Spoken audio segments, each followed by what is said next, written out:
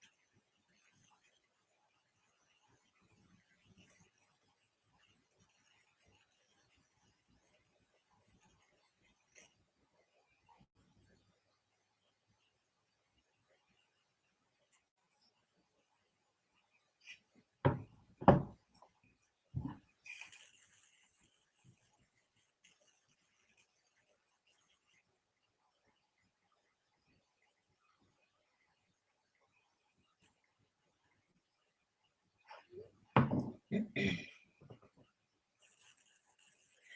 morning. Thanks for joining us at Surviving Social Media. Today we're going to talk about a couple of tips, tricks, and strategies to help you be engaged and get the most out of the time that you spend on social media. As we go through the presentation, if you have questions, feel free to answer them in the chat panel. We'll be happy to touch on them as we go through the presentation, and there will also be a Q&A at the end. So I'm Tracy Sinich. I am based in Austin, Texas, and I am the founder, CEO, Chief Financial Officer, your lady in charge of Mentoring Mompreneurs. So Mentoring Mompreneurs is really the fruition for me of a decade worth of experience supporting corporate work, training and education efforts, and really a lot of time learning social media as it took off from the ground up. So hopefully this is going to be a great way for you guys to benefit from that information that I have been kind of compiling all along. I would also like to get to know you. So if you're online right now, if you can use the chat window to pop in and let us know who you are and what you do, that'll help everybody kind of get connected as we go through the training. Today, we're going to touch on a couple of different things. We're going to talk a little bit about social media and inbound marketing, which is a term you may or may not be familiar with, but we're going to dive right into what it means. And then we're going to touch on a few of the kind of key social media outlets, Facebook, Twitter, and Pinterest, and talk about best practices and tips and tools for how to really make the most of your time that you spend on those. Finally, I'll leave you with some resources and how to get additional help, and take your questions and answers and see where we are. So to get us started, let's talk a little bit about social media and inbound marketing. What is social media?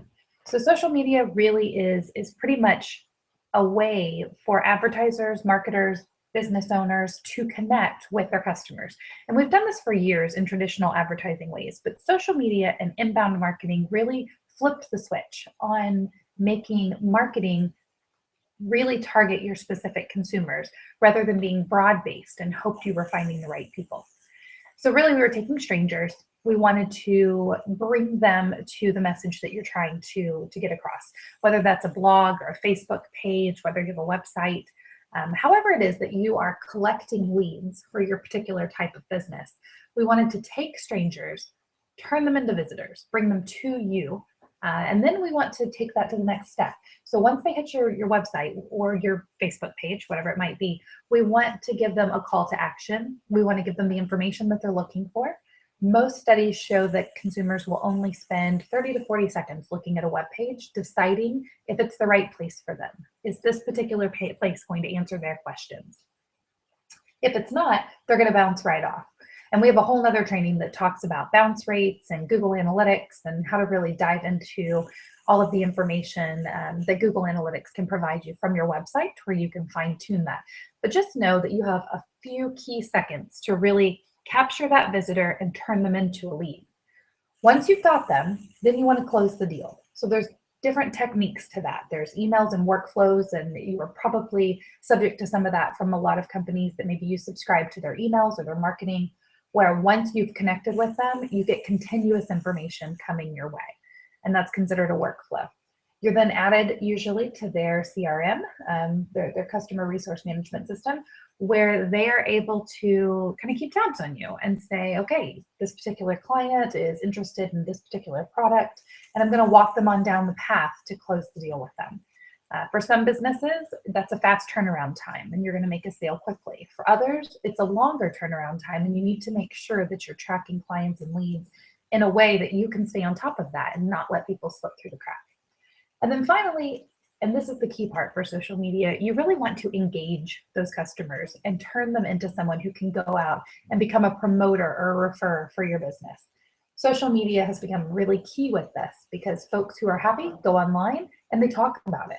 And they tell their friends and they tag places and they sign in and check in at places that they're visiting. And you really want to become a positive experience for your customers, because down the road, that can make such a big difference for your referrals and growing your business through organic traffic rather than paid traffic and paid advertising. Quick look at the current state of social media, I will be honest, I love statistics. I think they help drive what we do in the future. So here, this is a quick look at what consumers are doing on social media today.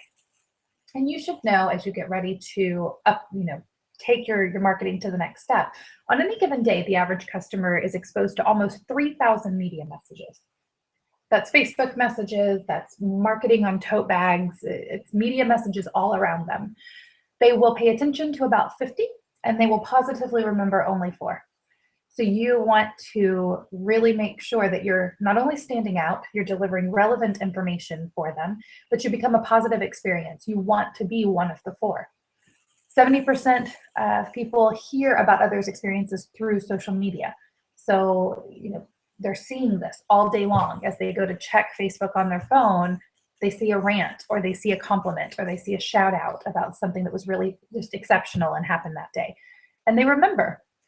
65% of social media users learn more about brands or services on social media. So again, this has become a key point for marketing. 53% use social media to complement their brand, meaning they have additional places for consumers to connect with them. It's not just a world where you have a website any longer. And 58% of social media users have a Facebook profile. And that number is growing pretty rapidly. So let's stop there. If you're online with us, pop into the chat window what kind of social media maybe you have. Do you have a Facebook page?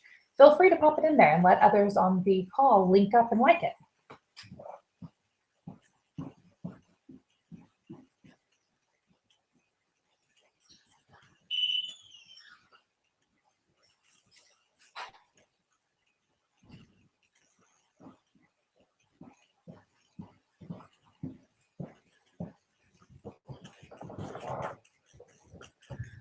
All right. So why do we need to really take this social media thing seriously?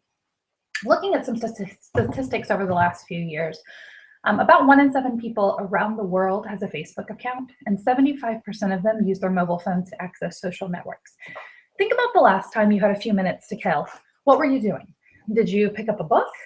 Were you having a conversation with a stranger? Or did you grab your mobile device and dive into checking what was going on Facebook or Twitter or Pinterest? 75% of people dove into their phone. 15% of users are mobile only. They don't access social media on a desktop computer. They're all on the phone. This is important because it means you need to optimize everything that you're doing for mobile. 300 million pictures are uploaded to Facebook every day via Instagram. And Instagram's not a platform that we're going to dive into today, but we do have additional trainings on it if you have a business that is very visual and you want to be able to engage consumers with Instagram. And then 1 in 4 customers who complain about products on Facebook or Twitter really expect a response within an hour. And this is important for another reason. So today we're talking about tips, tricks, and strategies to be more time efficient when you're using social media.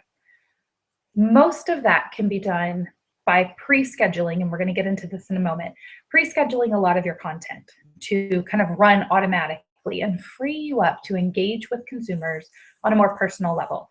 So when you log on to Facebook or Twitter or whatever social media platform you're working with, or the dashboard option, which we're going to talk about in a moment, you really want to log on to engage with consumers, to respond to things that they're saying, not necessarily to post content. That's where a lot of people start to lose momentum, because by the time you've spent 20 or 30 minutes linking up your blog post to Facebook and looking at some articles and items that you want to share with consumers, your window's kind of gone, and you probably need to hop off and move on to something else that kind of keeps the money coming in and the business going.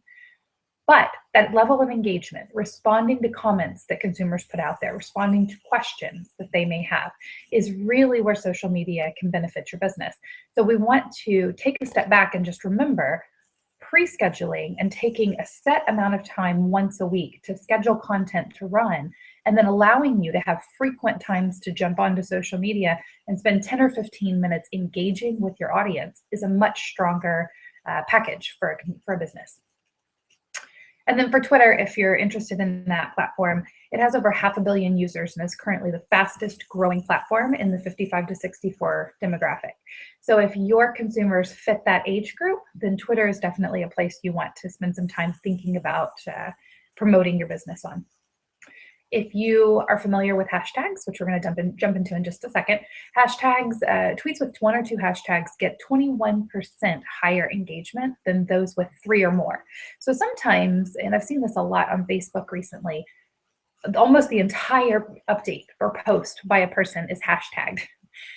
Well, Facebook considers that a little spammy. And so as a business, you're less likely to have a shared post or some high visibility. Facebook's algorithm that allows your post to show up for other people in your network, it's less likely to show up if you have more than 2 hashtags. That's really a way for people, think about it as a keyword, and everything you write wouldn't be a keyword. So you're really hashtagging really important keywords that someone could use to search and find the topic that you're talking about. All right, we're going to get to the meat of this in just a second, but what platforms should we really be focusing on? So if you're new to the social media game, or if you have been doing social media for a while and you're just trying to kind of reevaluate where you're spending your time and effort, this is really where things are sitting at the moment. So 86% of users are using Facebook, of social media users are on Facebook. You've got a growing trend, about 14, it's a little bit higher these days, about 14 to 20% on Instagram. Lots of people using YouTube for everything from how-to videos to brand marketing to broadcasting the training like we're having today. You've got regional networks, LinkedIn. Again, Twitter is a fast-growing, highly relevant platform to be involved with. Google Plus sitting around 35%, and then Pinterest growing quickly at 37%. Women are more likely than men to regularly check out a brand's social page. Women and men are just about even in using social media, but slightly more likely on the female side to actually go and check out your page and make a determination on whether or not to do business with you if the customer's female. And then approximately 46% of online users look at social media when making a purchase decision. So if I'm trying to decide where to order cupcakes or where to connect with a realtor to buy a house, this is stuff where referrals and what my network on social media is saying about vendors that they use becomes very valid and important. So that being said, how do we make the most of our time on Facebook? If you're not familiar with the business page, we're going to run through a couple of pieces very quickly just to make sure we're all on the same page with the lingo. Whenever you log in to your Facebook page, and let me also say, if you're operating your business with a personal Facebook profile, then your first step is really to get your business page set up. If you need help with that, we are happy to do that. We have a couple of trainings you can take that walk you through it step by step. But you really need to be operating off of a business page. And the reason for it is this top admin panel that you're seeing. There are so many analytics and information that they can give you if you're running a business page that's not available on the personal level. It can tell you what kind of activities going on, how people are interacting with your page, what posts they're really gravitating to, which links they're sharing and clicking on, any messages. You can have direct messages that are captured, and it gives you a little bit more feedback with those as well. And then what they call insights, which is just kind of a broad overview of when are people hitting your page, what time are they viewing the message that you're giving them. All of this, which sounds like a whole lot of information, really boils down to how do I be more efficient? If you see that your users typically log on, look at your posts, and share content around 2 in the afternoon, then 2 in the afternoon is when you need to allocate 20 to 30 minutes of your time to be on Facebook and engage with your users. You can comment on someone's post at any time, but if you comment while they're online, there's a much higher likelihood that they're going to respond right back. And you can really start to develop a conversation. You can, explain to them what you're offering and maybe take it to the next level. Take it to a direct message or take it to a website or a sales page. Give them a call to action that moves them from a visitor to a lead, to a contact, to a client, and then to a referral. There's also several templates that we can offer if you are upgrading your profile image or your cover image. You also have this mini timeline, which if you're not familiar with, is a very cool feature right here where you can jump back and forth for the history of how long you've been on the page. Sometimes it's really nice to kind of bring back old content. Bring back something that was a really relevant post a couple of years ago, or your most shared post. Those are always great to feature, and this is an easy way to find them. Also, there's lots and lots of Facebook apps, and I think we dive into those on the next screen.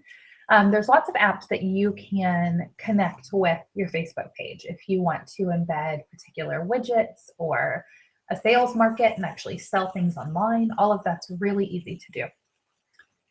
A couple of these others, pinned posts, regular posts, and starred posts, are all ways to keep the kind of content you want to keep in front of consumers. So for pinned posts, these are going to stay at the top of your timeline for about a week.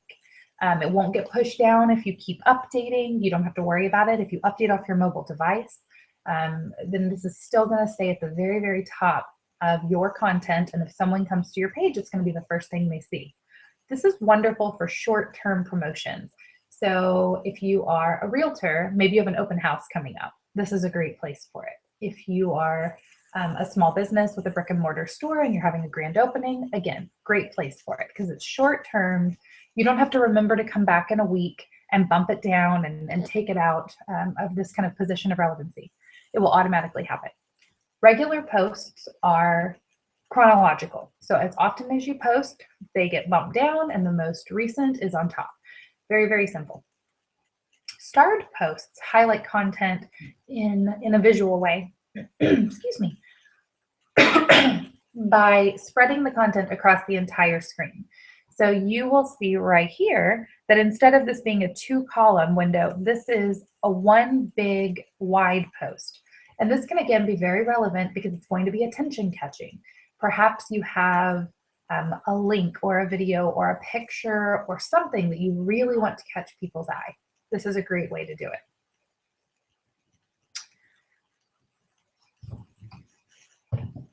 And then milestones, if you're not familiar with those are great ways to show off big dates in your company's history. So the day that you opened, the day you made your first sale, your 100th customer. Again, we are creating an ongoing conversation with consumers, and we need to engage them not just on who you are and what you sell, but what makes you someone that they want to befriend and do business with. And milestones are a great way to connect. If you haven't already, like I mentioned, you definitely want to set up a Facebook page rather than a profile. Very, very simple. Just a couple of quick screenshots showing you that you can create the page, choose category, pick your picture. It's going to walk you through every bit of this. Another thing, I'm not going to spend too long on that again. We have additional trainings if you wanted to jump into it. But one thing I do want to mention, if you're trying to enhance your website, if you are revamping this or trying to connect with consumers in a new way using social media, I highly recommend you look at some of the full image custom tab options. And then Wix is probably one of my favorites for this. So where you see over here, you've got your cover photo and your cover image, and then all of your apps and pieces, and then all of your milestones. You can actually, in this light blue area down here, you can have a custom tab, meaning you can embed something that looks almost like a website. It can have information on your company. It can have clickable call to action buttons. It can have maybe a menu of services or a particular feature, but it is a wonderful way to replace all of the little status updates on this particular page and really turn Facebook into a mini website.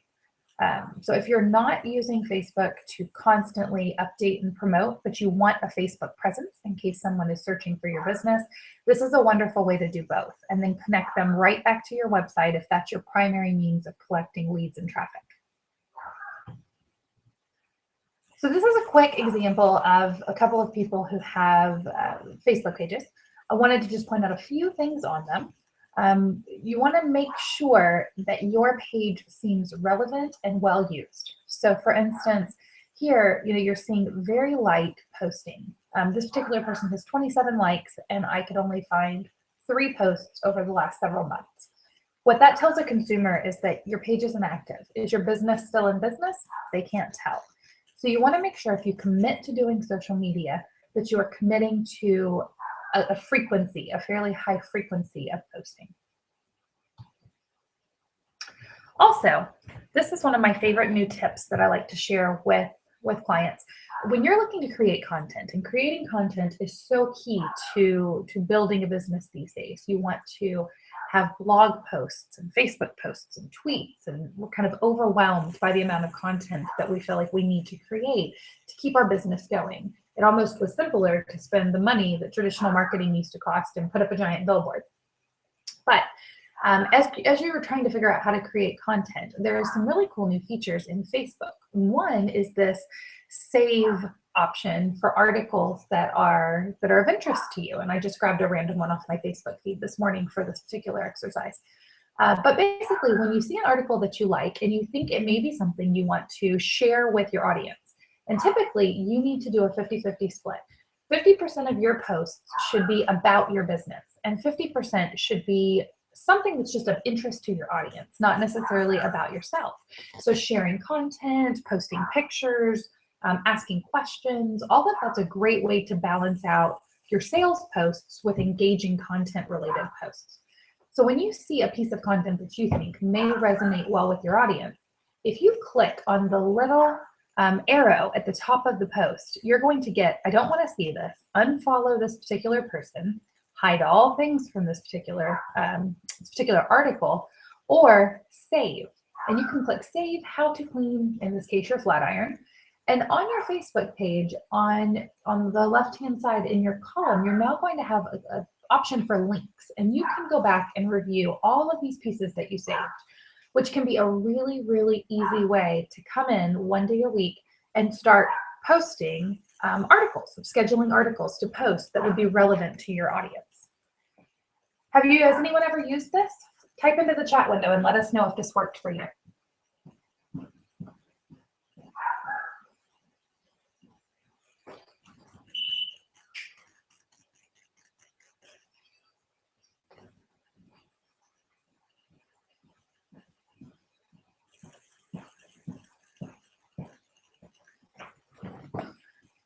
Okay.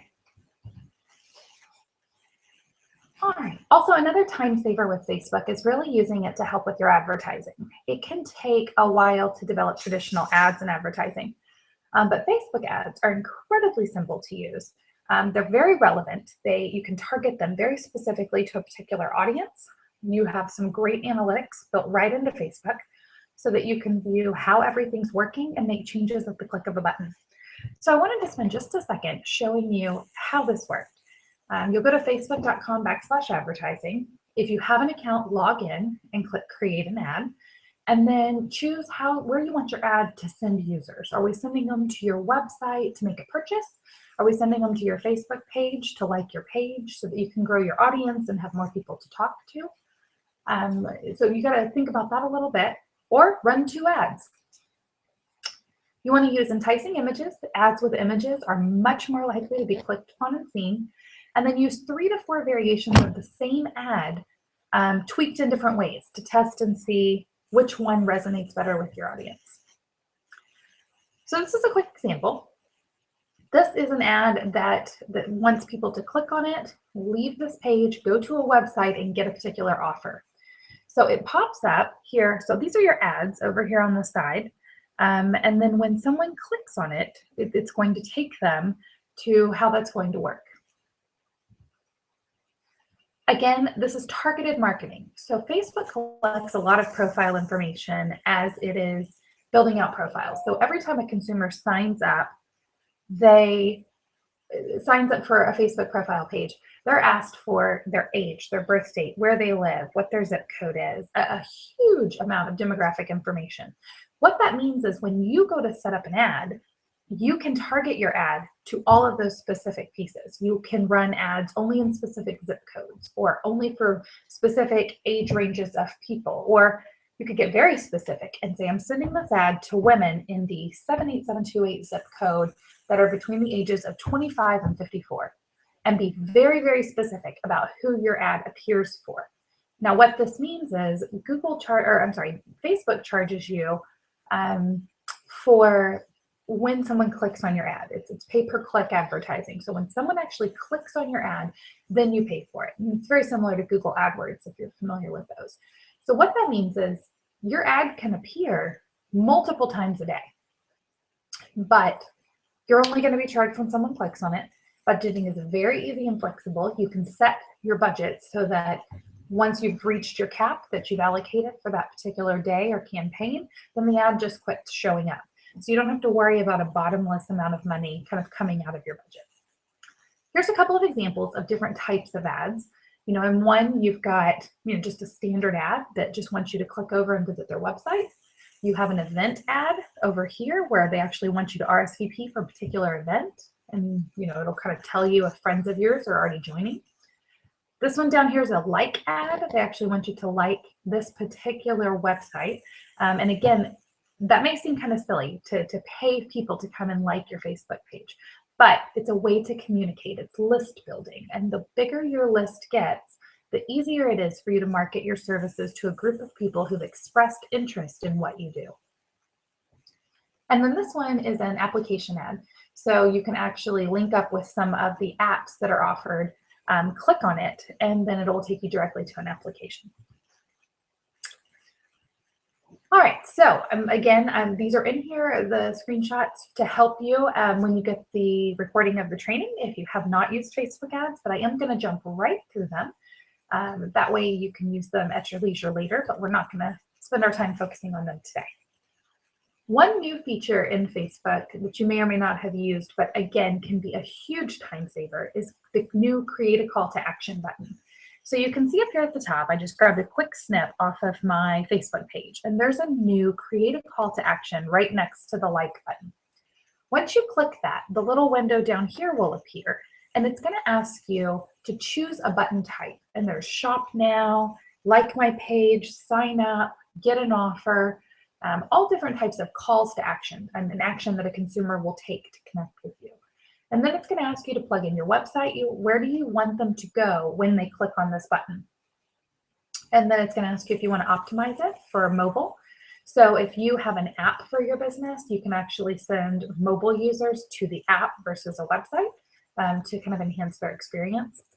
And then once you finish that, it's a 3-step little window. Once you click next, it will change your Create Call to Action button up here to say whatever it is you choose. So if you visit Mentoring Mompreneurs right now, one of the awesome things that we are doing is we have a village of referral networkers. So we have a group of people with access to private Facebook pages and marketing resources and trainings like this that are really coming together to support each other, network, refer, and grow everybody's business through sharing. Now ours, when you click my Create a Call to Action button, it's going to take you to that village sign up page, because that is a great way for me to provide a service to my clients, be able to remind them about trainings and services that I offer, but also give them something that's going to benefit them from day one. They get to connect with an amazing group of people that are going to help them grow their business through referral. Calls to action have to have a benefit for your consumer or they're not going to click on it. So be sure you think about that. You don't want it to just be sign up, give me your email address. What are you going to do with that email address? I'm going to give them access to free trainings and education. Well, you want to make sure you're explaining that with your call to action. Okay, so enough with Facebook, moving on to some of our other front runners, Twitter and Pinterest. Wanting to jump into this just a little bit. If you're not an active Twitter user, some of the lingo may throw you. So a tweet, again, is a 140-character message. It is a short snippet. You got to think about it as like a sentence in a conversation. Twitter is not somewhere where you're going to post a paragraph worth of information at a time. You're going to give it in short little bursts, just like you would give a single sentence. So what that means is to be relevant on Twitter, you do have to talk a lot. Your feed and stream is going to constantly be updated by chronological postings. So to remain in front of your consumers, you have to post quite a bit. The good part is you can schedule these. So if you have a marketing calendar, which we'll talk about in a moment, you can actually break down the same post that you're doing on Facebook that's perhaps a paragraph long of information or a link or information on an upcoming event. And we can show you how to break that down into 15 tweets, and you can schedule them throughout the day to where you're posting a tweet an hour. Followers are anyone that connects with you. And following is just the people that you are following, people that you've selected to read. And again, definitely follow people within your industry. It's a great way to collect good content about what's going on out there. Let it stew around in your head and think about what that means to you and your business. And it gives you some fodder for thought to go back out and communicate with your consumers. Direct messages are just like instant messages on Facebook. You can get a message directly from one of your followers. If you're trying to tag anyone on Facebook, we tag people. On Twitter, you would use the @ symbol in their username in order to tag them, which is also a great way to search for people. If you're trying to find out information about a particular business, you can search by @username. Retweeting is something where you are taking content that someone else has posted and you are sharing it. So just like on Facebook, you can do a share. A retweet is the same thing on Twitter. And then hashtags, which we talked about earlier, is the # followed by words that are keywords of interest so that other people can find your content. So if you are a hairstylist, then maybe you're hashtagging, trendy haircuts or something that would be of interest to your followers that would help them find you if they were just searching out of the blue and you wanted them to come across you. A couple of different examples of Twitter pages. You've got a couple different things. If you're setting up an account and you don't have one, the very first thing you're going to get is you're going to be prompted to kind of fill out a short bit of profile information.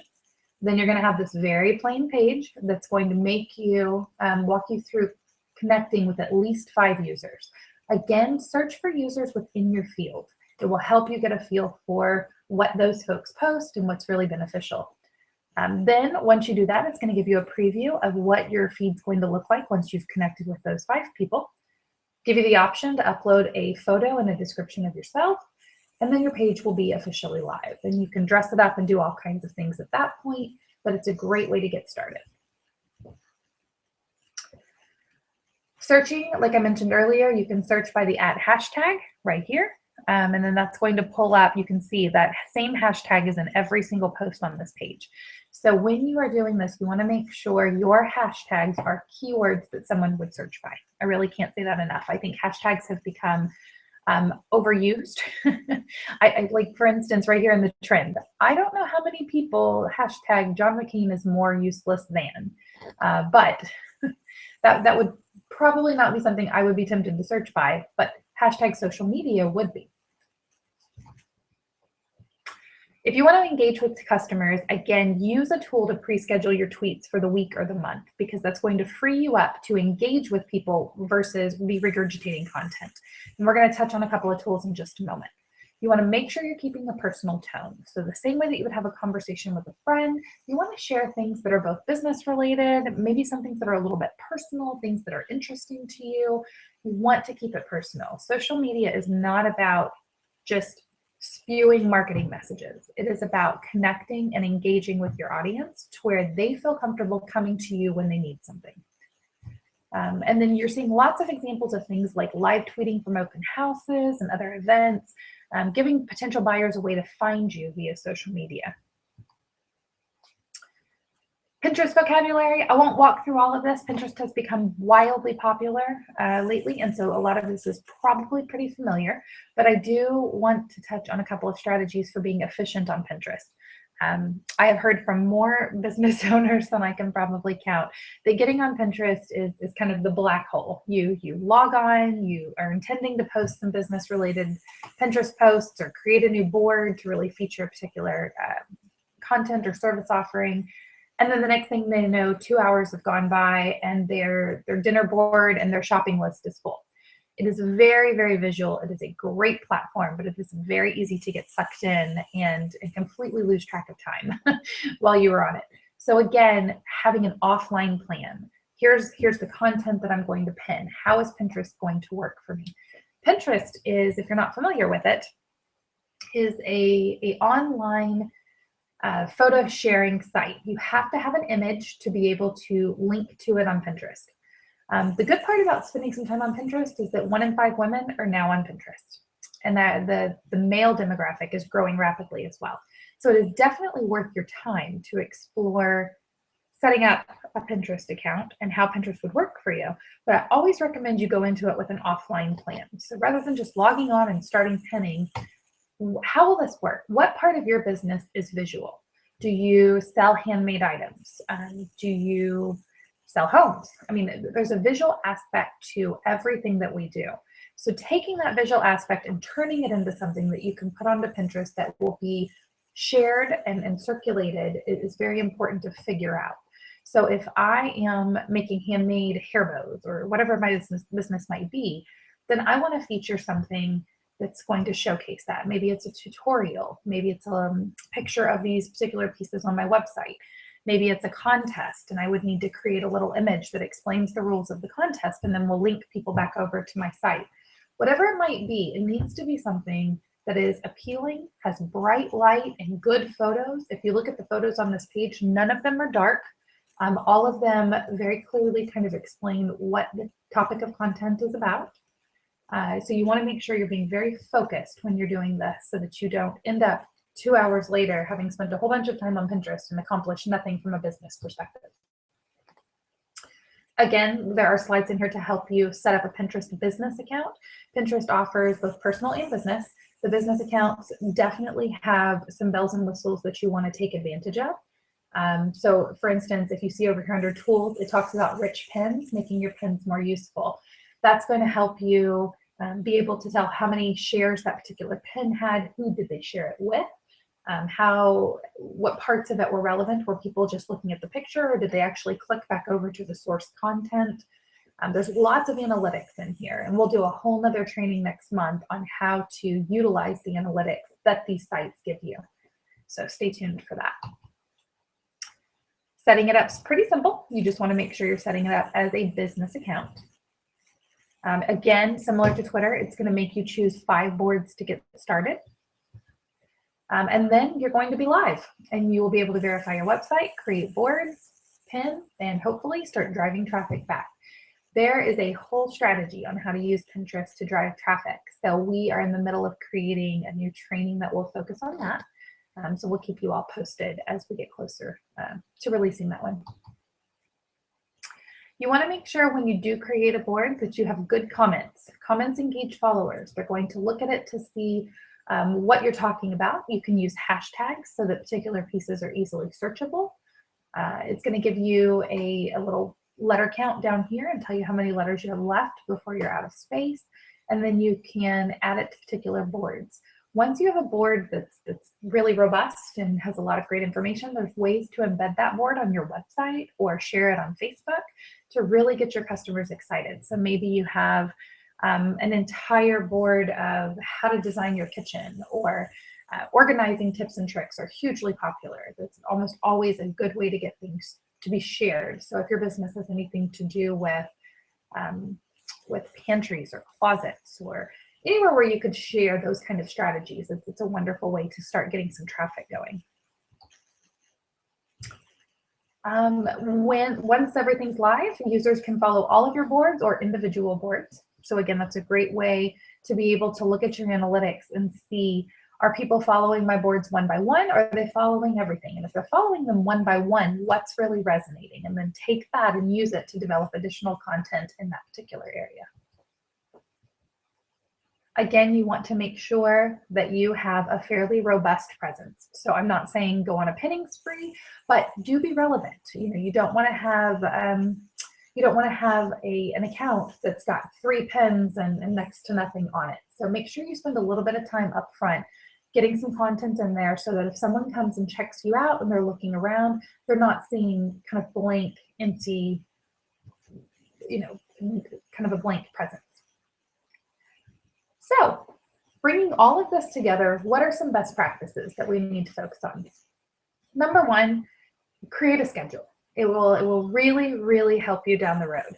So take pen and paper, We can provide you with a social media calendar template, you name it. But what we want to do is we want to sit down and say, a month at a time, what's going on in your business? So are you launching a new product? Do you have a special that's going to happen? Like, what's happening in your business in that particular month? And then let's build off of that. So if on the third Thursday of the month, you're having, I'm working with a lady today who's having an open house tea. She has a tea business. And so they're having their grand opening with like a tea tasting. So we backed that out 3 weeks, and her blog post started 3 weeks ago talking about what is a tea tasting, what kind of teas should be offered at a tea tasting. It was very educational, and the people who followed her blog over the last 3 weeks have seen everything from how she's setting this up to what should be served to sandwiches and items that enhance tea parties, all the way down to join us this week on Thursday at this particular event. And then we took those blog posts and we broke them out into Twitter tweets. And so we could take all of those pieces, but we started with one event that was happening and we backed out everything else to support it. So she had kind of a very comprehensive marketing strategy going on that brought all of her social media together. And the best way to do that is just putting it on paper, setting down that event date, and then backing everything else out. You want to make sure you have consistent follow-up. So the average blog post lifespan is about 2 to 3 years. I mean, people will search and pull those up via Google searches or going on your blog and looking things up for years to come. So focusing on creating content on your blog is definitely the first place to start. You want to put good quality content out about 2 to 3 times a week and know that it's got a huge lifespan, so it's worth spending the time on. Now, the average lifespan of a tweet is about 2 hours. So while you have spent all this time creating your blog, that's why we want to pull from that blog to create tweets. The lifespan is much shorter, so we don't want to spend near as much time creating tweets as we did creating blogs. And then the average Facebook post lifespan is about 3 hours, just because of how quickly content gets posted and that chronological movement. So again, if you're posting something important, remember we talked about the starred and the highlighted pins, because that's going to keep content in front of your consumers for a little bit longer than the average Facebook post. So how do you launch your social media efforts? First, take stock of what you're doing. So this has been a lot of information. Hopefully it was relevant and good for what you're looking at. You want to step back and just mull it over for a little bit. Do you need to create a call to action for Facebook? Do you need to post more on your blog? Do you have a social media calendar? What part of what we talked about today gave you the aha moment? I'm not doing that, but I should. So step back, take a look at that.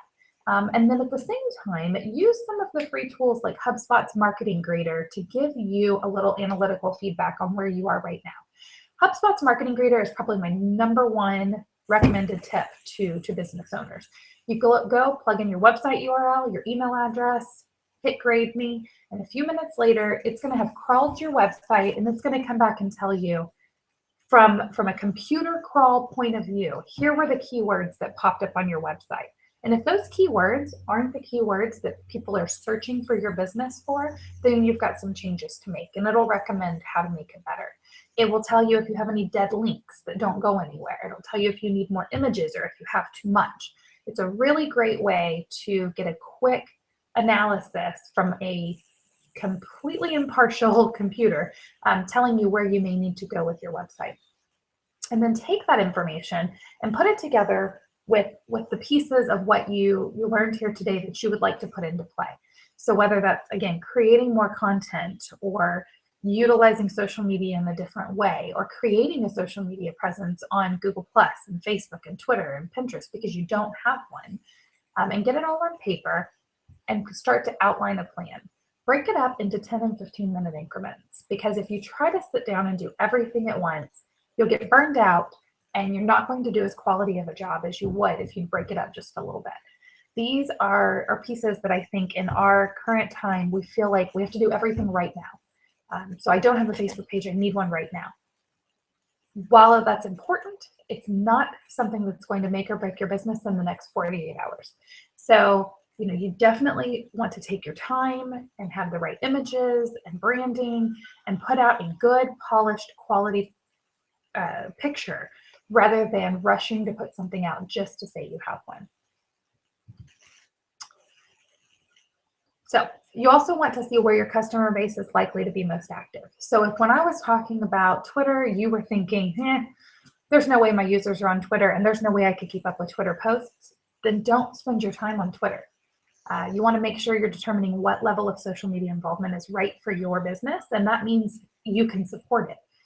If you have a staff and assistants and someone you can specifically put in charge of keeping your posts relevant and constant, then that's different. But if you're a one-man shop and you are sitting here thinking, well, I could keep up with blogging 2 to 3 times a week, and I could share that blog to Facebook, and I could share it to Google Plus, and I could probably pin some images to Pinterest, but that Twitter stuff's completely out of the ballpark, then that tells you right then and there what level of social media you can support without driving yourself crazy. This is definitely marketing focused. You need to think of it just like you would have a marketing plan with traditional billboards and TV commercials and radio ads. None of that happens overnight, just like social media really doesn't either. So we do have a social media calendar template to help map out ideas, which I'll be happy to send around to people who took this training afterwards. We also have a resources section on the Village that I mentioned earlier's website. So I'm going to send that out as well. I highly recommend that you connect with us on the Village and be able to access some of those resources. Set up accounts on the platforms that you decide on, and I highly recommend mapping out at least a month of content to get started before you launch anything. Once you've got social media up and running, you have to keep up with it. So being a month ahead, planning out your March calendar in February and your April calendar in March really helps you not feel like you are behind the curve from the very beginning. And then others in your company, make sure you're briefing them on your goals for social media, having specific goals, and then making sure everybody's on the same page. Delegating to helpers within the company to be able to post gives both different viewpoints on items, and it takes all of the work off of you. So if you have 2 admins on a Facebook page and one posts on Tuesdays and Thursdays and one posts on Monday, Wednesday, Fridays, then that frees both of you up to do other works on your day off, which is really important because social media is intended for consumer engagement, which is very important to business, but you have to be able to convert those leads into sales in order to make money and pay the bills. There are several social media management tools that are great for doing a lot of this, and they're pretty robust, so we have separate trainings to dive into each one of those. But social media dashboards like Hootsuite or TweetDeck can help you by putting all of your social media feeds on a single page. So for instance, you're seeing down here the little image, there's different columns, and each of those columns is a different social media site. So one's Facebook, and one's Twitter, and one's Google+. You can then come in at the top and type in your update, and then you can click the little buttons and say, I want to post this update to all 4 sites. And it will go out to all 4 sites at the same time. Once you have your social media calendar in place and you know what you're going to be posting, this is the next step. Until you really know what you want to be posting on each site, a dashboard can just be a little overwhelming. So if this is new to you, I say start with each individual site and figure out your social media calendar, and then come back and visit with us, and let's get you started on a multitasking platform that can really take you to the next level of boiling this down, pre-scheduling tweets and posts, and getting your content out there in a very time-efficient manner. So, quick recap. Determine your level of involvement. Let's see what you want to do, what social media sites you really want to be on. Set up accounts with the tools you want to use. Make sure you're using your company name prominently in your username for every site, even if you have to tweak it a little bit. Make a short list of your favorite things about your company to highlight, and that list can quickly become your first 5 articles, tweets, and posts. Make sure that all of your content drives traffic back to your website. You want to collect information in a single place. So whether it's Facebook or your Twitter posts or Pinterest, Everything should be driving people back to a single point.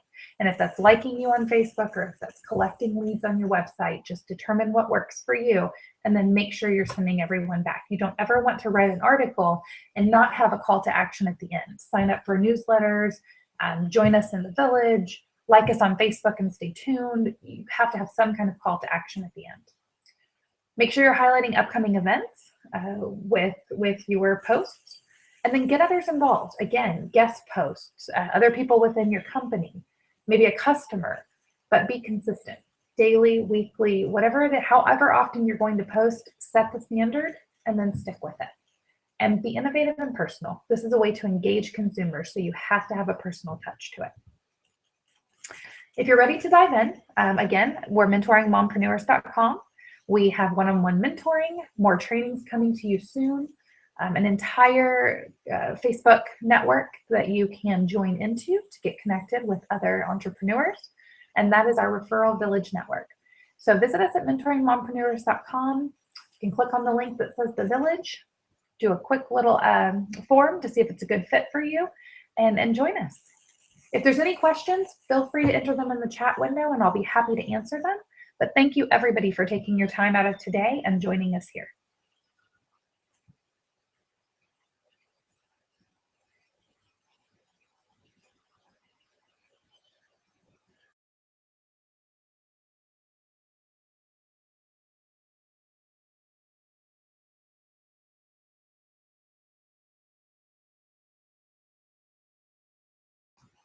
All right, well, I'm not seeing any questions coming through the chat window, so I'm going to go ahead and close us out for today, but I look forward to hearing from you all soon, and a copy of the recording will be circulated to the attendees.